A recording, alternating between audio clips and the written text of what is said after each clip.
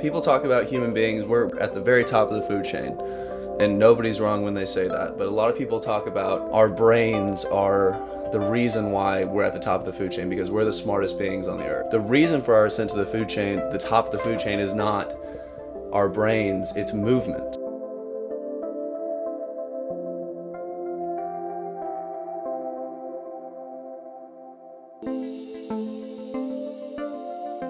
Movement is developing a practice that allows you to teach your body and your muscles how to communicate. Every time you learn a new movement, your body forms a new neural connection in the brain. As a baby, when you learn how to squat, stand up, walk, do all those things, you're forming neural connections in the brain and also neural connections from the brain to the muscle. So you're creating all this communication in your body.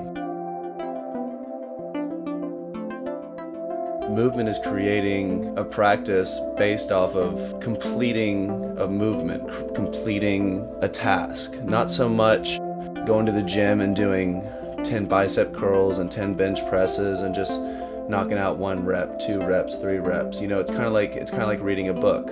When you read a book to learn something. You read a book because you're trying to better yourself somehow. You don't just open the book and go page 1, there's page 2, there's page 3, and don't try to digest everything that you're reading. It's the same thing in movement. You should be trying to master a movement.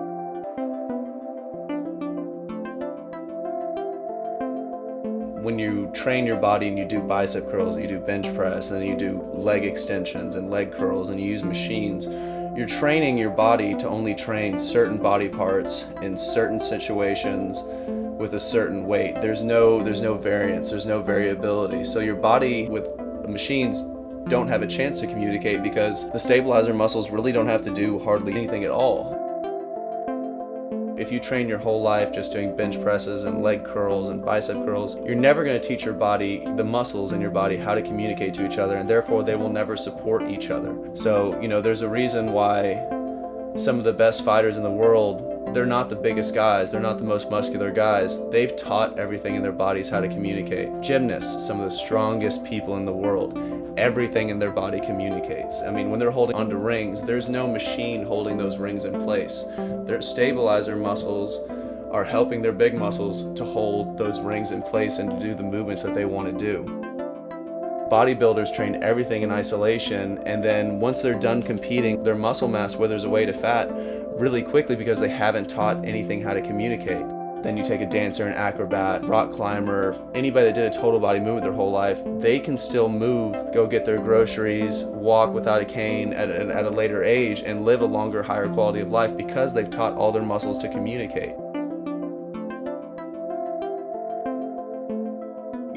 When it comes to the body and muscle, if you don't use it, you lose it. Your muscles will learn like, hey, this isn't getting used. Your body wants to conserve energy. That's just kind of one of the natural laws of life is our bodies look to conserve energy as often as possible. And if you don't use a muscle, your body's going to shut off that neural pathway to that muscle and you're going to stop using it.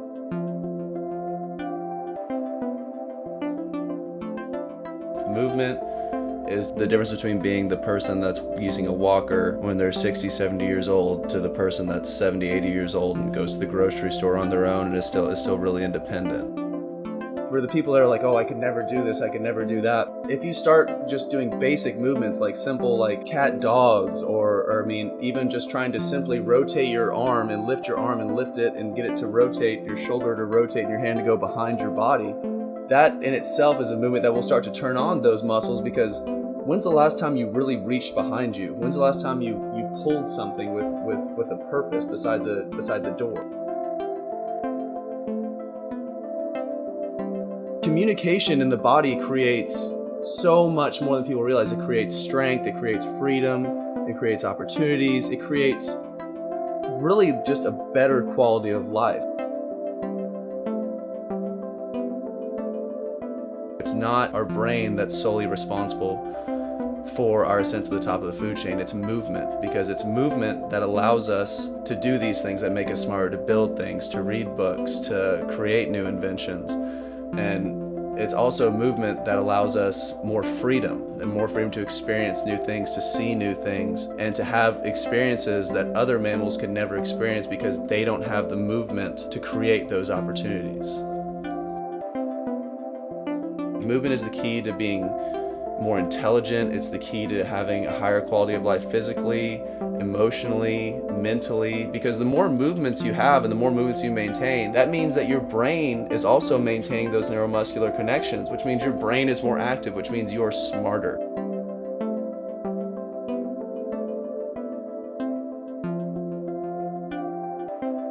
You're maintaining neuromuscular connections both between the brain and the muscle, and also just connections within the brain itself. No other mammal can move the way that we can move in every plane of direction, can grab books, can jump high, can cross their legs, can twist their spines, can bend over backwards. No other mammal can do all the different things that we can do. And because of that, we're literally the best movers in the world, and because of that, our brains are able to be the smartest brains in the world. So movement is just the key, really, to just life.